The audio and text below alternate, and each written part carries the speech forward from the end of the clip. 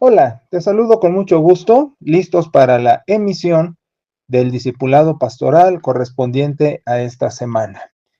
Estamos en la carta a los Romanos, capítulo 6, versos del 15 al 23. Todo el contexto sigue siendo esto de morir para el pecado, pero vivir para Dios. Y ahora el apóstol va a enfatizar la importancia de una vida responsable para Dios. Por eso, vuelve a empezar con otra pregunta retórica, ¿que vamos a vivir como querramos porque no estamos bajo la ley? Fíjate que ese es el argumento, sobre todo para gente que no ha comprendido bien, y yo me atrevería a llamar inmadura, con esto de la cuestión legalista en la vida cristiana, en la vida de las iglesias. Eh, Mira que vamos a ponerlo con este ejemplo. Cuando uno es niño, crece en base a muchos nos, no hagas, no toques, no agarres, no vayas. Entonces, como que estamos condicionados a vivir bajo una reglamentación estricta. Conforme vamos creciendo, nos vamos dando cuenta que opera el criterio y el sentido común. Y nosotros ya de adultos no nos movemos por nos, sino por lo que es conveniente. Y lo estoy diciendo y lo estoy pensando mucho a la hora de decirlo porque ya no estamos bajo una reglamentación estricta paternal, diríamos entre comillas, sino con una observación en base al criterio y la madurez, la responsabilidad, el buen juicio de cada quien. Eso lo comparo precisamente con el cristianismo. En el judaísmo, la reglamentación era estricta. Los libros de la ley, Éxodo, Deuteronomio, la reglamentación de más de 600 mandamientos. La gente se va con la finta que el decálogo de Éxodo 20 es nada más los 10 mandamientos, ¿no? Los mandamientos son 600 y feria en todo lo que es exhaustivo en cuanto a reglamentación judía. Ahora, dije cristianismo y estoy metiendo judaísmo, que no es judaísmo cristianismo, pero es su antecedente. Aquí es interesante porque es verdad que el judaísmo es otra religión, esa sí es otra religión, porque he insistido tanto que la religión cristiana es un tronco y las ramas somos las denominaciones y los frutos de las ramas somos las iglesias locales, pero con el judaísmo es otra religión y entonces aquí lo interesante es cómo otra religión se mezcla con el cristianismo. Lo es porque es nuestro antecedente. De hecho, te diré que nuestro postulado como iglesia bautista o como iglesias bautistas es la tradición de las iglesias libres, es decir, no sobre legalismo, y hacemos del Nuevo Testamento nuestra Biblia, entre comillas, aunque obviamente tenemos el Antiguo Testamento, pero somos iglesias novotestamentarias. Por eso no nos hacemos bolas con la reglamentación judía, porque los adventistas, que es una secta, y otras peores que mezclan mucho las ideas judaicas, están hechas bolas con eso del legalismo y el cumplimiento de la ley. Pero mencioné el judaísmo con su reglamentación porque la idea es que llegando la divinidad y revelarse primero a ese pueblo y después de ese pueblo a los gentiles y judíos convertidos al cristianismo, resulta que ya la civilización religiosa debe ser más madura, con el ejemplo que di de un niño que vive en base a nos y un adulto que ejerce juicio. Es similar el cristianismo. La civilización religiosa empieza con mucha reglamentación y muchas prohibiciones, pero en el cristianismo, que se supone la madurez, de hecho, Lucas, en su tesis del Evangelio y del libro de Hechos, presenta que el cristianismo es la cereza del pastel del judaísmo, como si dijera que del judaísmo, el fariseísmo y el cristianismo es el plus. que resulta de todo eso. No es así, pero así lo aprecia el evangelista Lucas. Ahora, el caso es que a lo que voy es, la civilización religiosa cristiana debería, entre comillas, debería tener la madurez para no vivir por reglamentación y sí por buen juicio y vida responsable de toma de decisiones. Ahora, no estoy diciendo que aspectos determinantes de la voluntad divina no traigan un no. Claro, por ejemplo, no mates, no robes, sí, pero sin hacernos bolas, no necesitaríamos un no sobre esa situación porque con el buen juicio, que insisto, y la responsabilidad, la persona debería obrar en consecuencia. Estoy diciendo, no me tienen que decir que no mate para saber que no debo matar. No me tienen que decir que no robe para saber que no debo de robar. Me doy a explicar. Ahora, insisto, aquí se hacen bolas medio mundo en las iglesias cristianas. Y he escuchado gente que dijo y declaró, es que la ley sí sirve. No decimos que no sirva, pero decimos que su utilidad es relativa al buen juicio del individuo. En los ejemplos que di, no me tienen que decir que no robe para saber que no debo robar. Ahora, todo eso en base a la madurez de los contenidos novotestamentarios. Aquí la lucha del apóstol es que está trabajando aún con gente que tiene que crecer en esto de saber desprenderse de la ley, es decir, no ser legalista, pero no ser irresponsable. Ese es el punto. Pablo tiene que decirle a la gente, el quitarte el legalismo de tu vida no te implica ser irresponsable. Algunos dicen, puedo ser libre, mas no libertino, no el libertinaje. Yo no lo manejo así porque la libertad nunca se puede confundir con libertinaje. Eso sería irresponsabilidad. Pero bueno, cada quien lo entiende como mejor pueda. Pero el apóstol insiste, estoy bajo la gracia. Por eso, vuelve a repetir lo que ya dije del párrafo pasado, ese vocativo de me da asco pensarlo, de ningún modo, traducido así. Entonces, insiste el apóstol, tú eres esclavo de a quien te sometes, o eres esclavo del pecado, o eres esclavo de Cristo. Ahora, fíjate, aquí viene otra. ¿Cómo hablo de ser libre si soy esclavo de?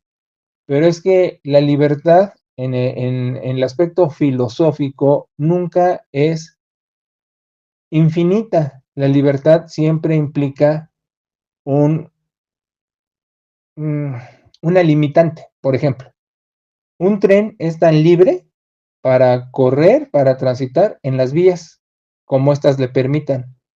Un automóvil es tan libre para conducirse sobre la autopista y a la velocidad que la lógica establece, pero que reglamentadamente dice cuántos kilómetros debes de tener como máximo de velocidad máxima.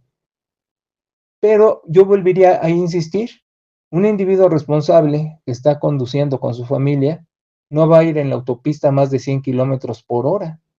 Aunque el límite de velocidad sean 140, no va a querer ir a esa velocidad. Claro, hay excepciones, hablando de emergencias, pero si me estoy dando a explicar, te estoy diciendo que la madurez obra en consecuencia de una conducta apropiada, que no necesita reglamentación. De hecho, también se ha dicho que la reglamentación es para romperse. Hazme favor. Y de hecho, los ejemplos varios son, si ves un letrero de no estacionarse, ves gente estacionada allí. Si ves señales que dicen que es para estacionamiento para personas con capacidades distintas o como lo digan, ves que otros individuos llegan y se plantan ahí. Entonces, el cinismo también dice es que la reglamentación es para romperse. No, más bien, como enseña la escritura, la reglamentación es para darte cuenta de lo que no cumples, pero en la madurez cristiana te debería sobrar la reglamentación. Ojalá me esté dando a explicar porque estas cuestiones a veces se necesita un poco de pensarla para poderlo entender. Sin embargo, la esclavitud a Cristo, como dice aquí, la esclavitud a obediencia, Lo que quiere decir, como el tren, es que soy tan libre para correr en el riel. Mi libertad en Cristo es mi sujeción a Cristo, que no quiere decir vivir irresponsable. Más bien mi libertad implica toda mi responsabilidad.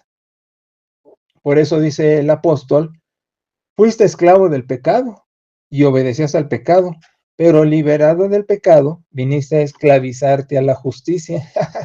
Por eso te digo, son conceptos muy interesantes y que vale la pena reflexionarlos porque no existe una libertad absoluta. Como tal, no existe.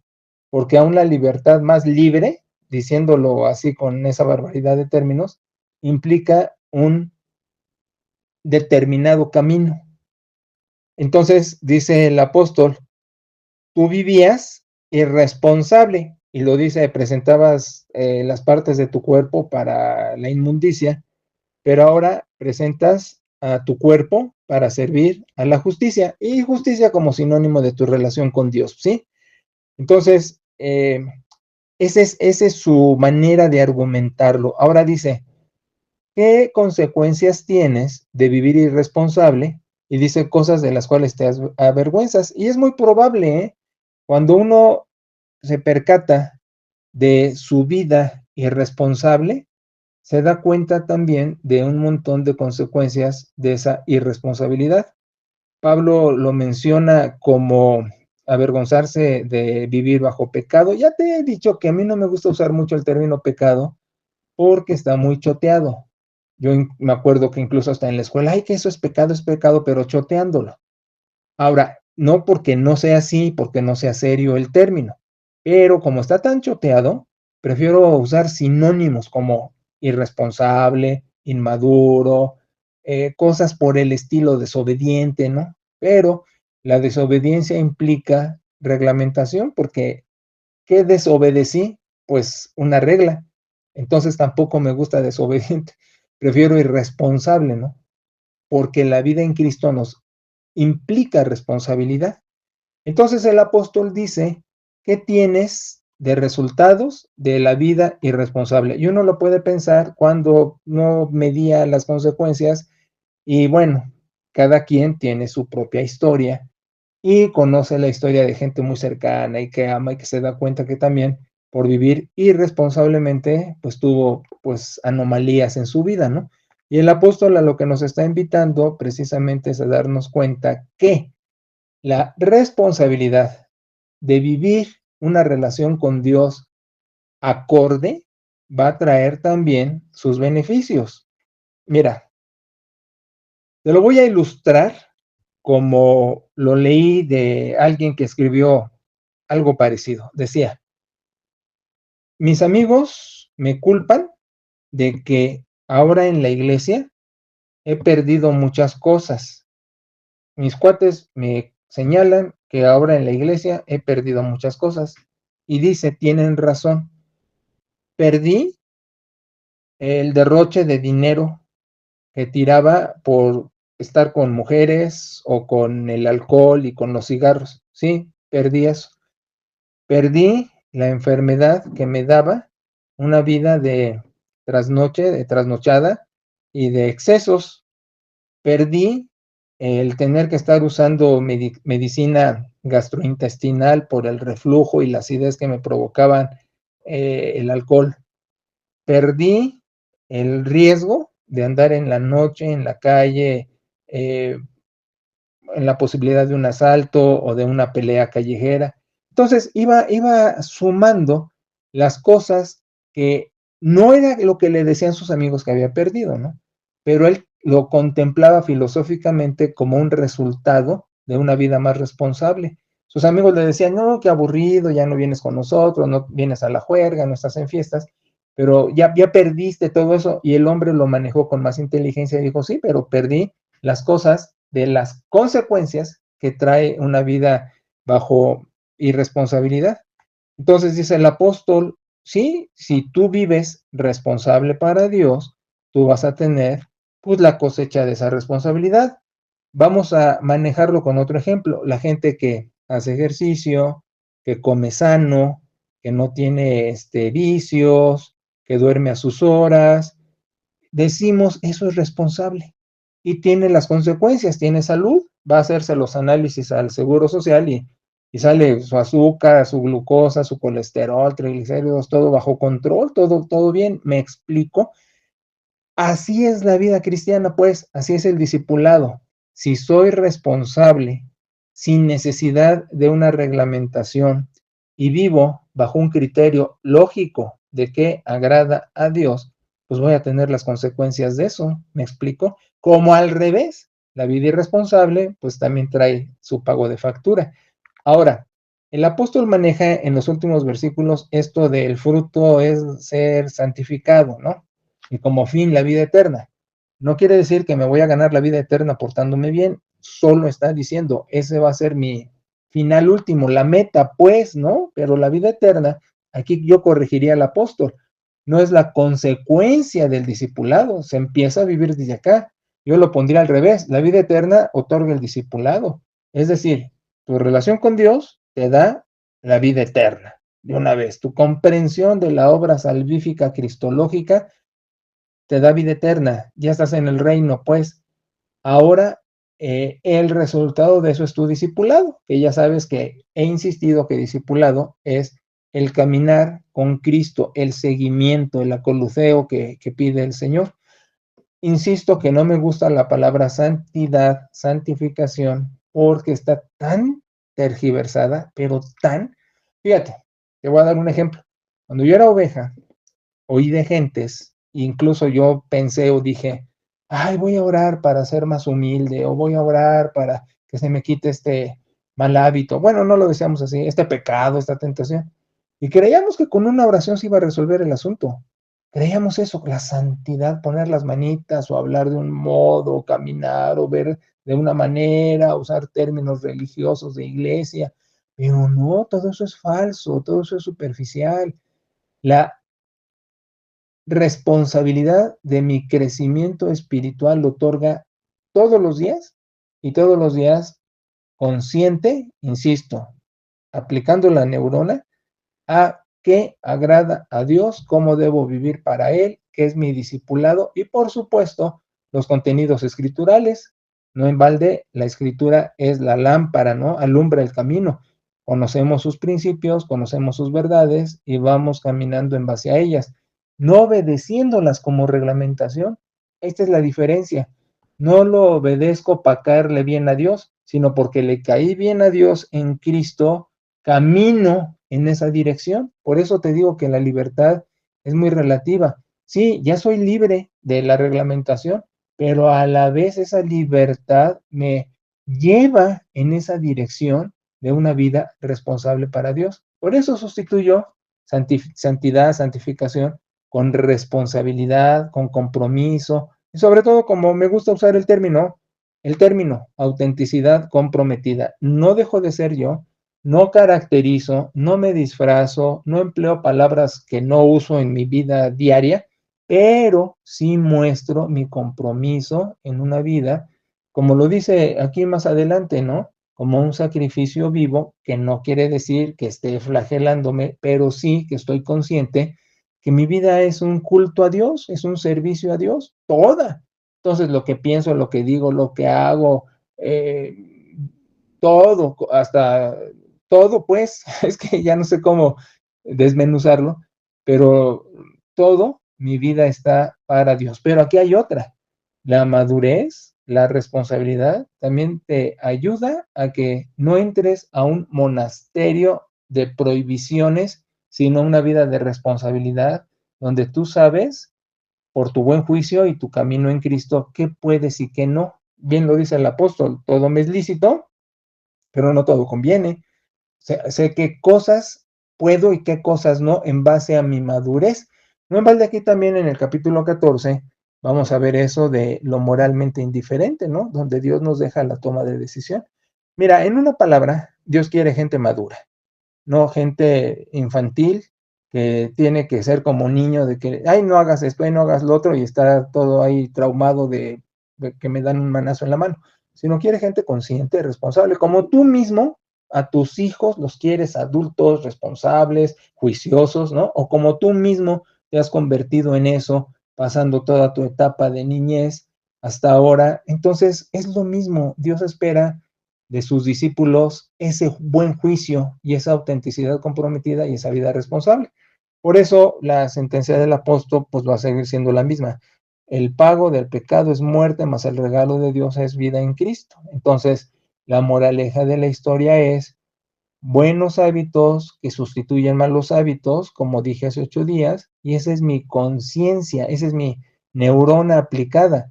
¿Qué hábito malo tengo que sustituir por un hábito bueno? Porque no me puedo quedar sin hábitos, sin costumbres, sin rutinas, pero de las que saquen mi mejor versión para Dios. O dicho de otra manera, que Dios saque mi mejor versión en base a una vida responsable, auténticamente comprometida. Espero ser muy legible y si no, ya sabes que cualquier duda estoy para servirte. Bendiciones y saludos.